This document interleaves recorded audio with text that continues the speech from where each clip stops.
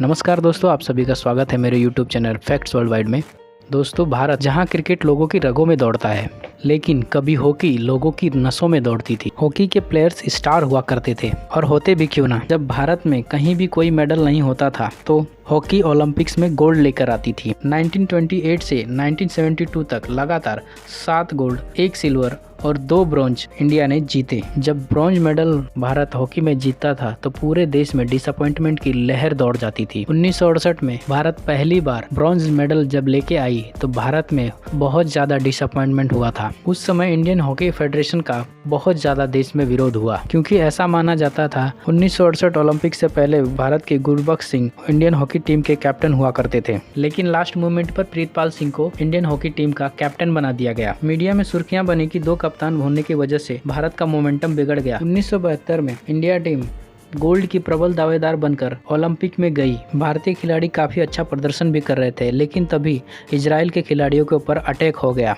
भारतीय खिलाड़ियों के ऊपर इसका खासा प्रभाव पड़ा और वो अपना सेमीफाइनल मैच हार गए, वो भी पाकिस्तान के अगेंस्ट। और इसी तरह दूसरी बार भारतीय खिलाड़ी ब्रॉन्ज के साथ घर वापस आए। फिर 1976 में सभी यूरोपीय देशों ने मिलकर ये तय किया कि अब मैच जो भी होगा वो घास पर नहीं, एस्ट्रो टर्फ पर होगा। और हमारी इंडियन टीम प्रैक्टिस घास पर करती रही और खेल रहे थे टर्फ पर। बस यही एक कारण था जहां से इंडियन हॉकी टीम का ग्राफ नीचे गिरता चला गया।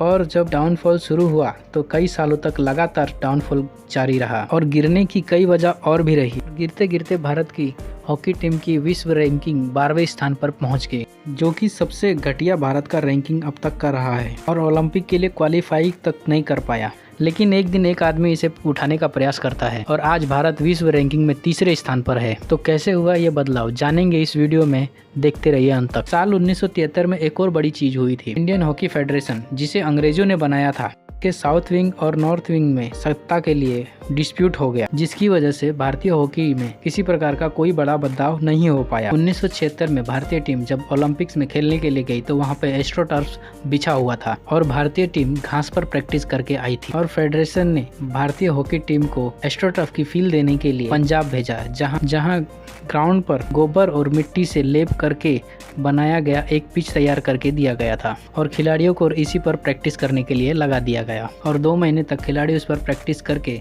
सीधे ओलंपिक्स में खेलने के लिए चले गए। हमारे खिलाड़ियों के पास हॉकी स्टिक जो थी वो लकड़ी की बनी हुई थी, जबकि दूसरे खिलाड़ी कार्बन फाइबर सीट से बनी हुई हॉकी स्टिक से खेल रहे थे, जो कि एस्ट्रो टर्फ खेलने के लिए बहुत ज्यादा जरूरी चीज थी। और रिजल्ट रहा, भारत 7वें स्थान पर पहुंच गया। भारत में हॉकी के बहुत बड़े बड़े स्टार थे, लेकिन इंडियन हॉकी फेडरेशन इन पर पैसा लगाने के लिए तैयार नहीं थी, और भारतीय खिलाड़ी अभी भी घास पर प्रैक्टिस करते रहे और बड़े बड़े टूर्नामेंट्स हारते रहे। वहीं 1983 में इंडियन क्रिकेट टीम ने वर्ल्ड कप जीत लिया, लेकिन लोग जो प्रतिष्ठा हॉकी में ढूंढ रहे थे वो उन्हें क्रिकेट में मिल गई। अब हॉकी में बड़े बड़े स्टार्स खत्म होने लगे थे, और क्रिकेट में बड़े स्टार जैसे कि सचिन आ गए थे, और लोगों को अपना हीरो मिल चुका था। टीवी पर हॉकी का प्रसारण भी नहीं होता था, और इसके पीछे भारत की जो हॉकी फेडरेशन थी वो जिम्मेदार थी। 1989 अचानक ये आदमी जिसका नाम धनराज पिल्ले है वो आता है और भारत को सुपरस्टार दे देता है, जो अपने दम पर एशियन गेम्स, एशिया कप तक जिता कर ले आता है। और हॉकी को देखने वाले लोग अचानक से बढ़ जाते हैं, लेकिन हॉकी फेडरेशन को इससे कुछ फर्क नहीं पड़ता, और हॉकी फेडरेशन को कुछ और ही मंजूर होता है। एशिया कप जीतने वाली टीम में से 6 लोगों को वो बाहर निकाल देते हैं, और हॉकी फेडरेशन को कुछ और ही मंजूर होता है।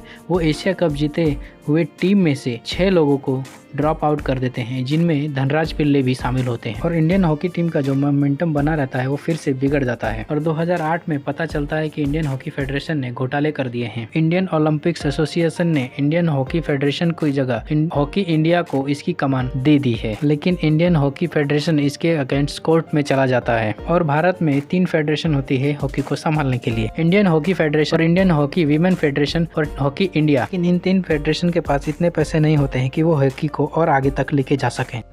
इन फेडरेशन के पास इतना पैसा भी नहीं था कि वो खिलाड़ियों के आने जाने के खर्चा भी उठा सके, और खिलाड़ी जीत कर आए तो उनको देने के लिए 25,000 के चेक तक काटे गए, जिस पर कई बार खिलाड़ियों ने प्रदर्शन भी किया। आज के सबसे बड़े हॉकी के सितारे इंडियन टीम के कप्तान मनप्रीत सिंह हैं। उनके 2 बड़े भाई हॉकी खेला करते थे, लेकिन कमाई इतनी नहीं थी वो घर चला सके, और उन्हें मजबूर होकर हॉकी छोड़नी पड़ी। 2007 में हॉकी टीम अब तक के अपने सबसे निचले स्तर 12th रैंक पर पहुंच जाती है, और 2008 में वो ओलंपिक्स के लिए क्वालिफाई तक नहीं कर पाती है। लेकिन इससे ज्यादा अब टीम नीचे गिर नहीं सकती थी और अब उठने के लिए सबसे जरूरी चीज थी पैसा, और वो कोई स्पॉन्सर नहीं कर रहा था। टीवी पर हॉकी का अभी भी लाइव प्रसारण नहीं होता था और इसके पीछे का सबसे बड़ा कारण था फेडरेशन।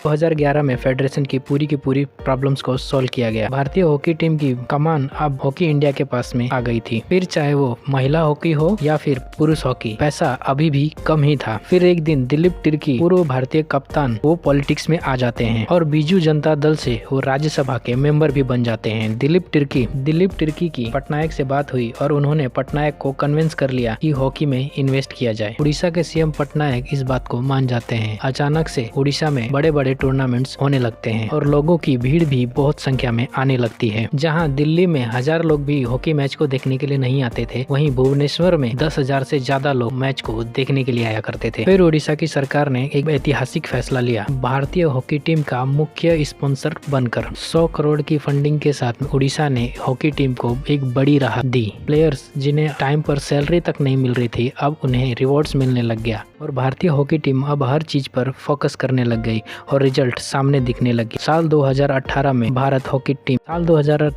भारतीय हॉकी टीम चैंपियंस ट्रॉफी में सिल्वर मेडल जीत लेता है। वो चैंपियंस ट्रॉफी जिसमें वर्ल्ड की 6 सबसे बेस्ट टीम आती हैं, वहां भारत सिर्फ एक मैच हारकर सिल्वर हासिल करता है। और आज की स्थिति आप देख रहे हैं, अब सभी लोगों को लग रहा है कि भारत अब गोल्ड जीत सकता है। आज भारत की रैंकिंग तीसरे नंबर पर है और 12 रैंक से वर्ल्ड नंबर 3 होना एक बहुत बड़ी उपलब्धि होती है। अगर वीडियो अच्छी लगी हो तो लाइक और शेयर और चैनल को सब्सक्राइब जरूर करें। थैंक यू, धन्यवाद।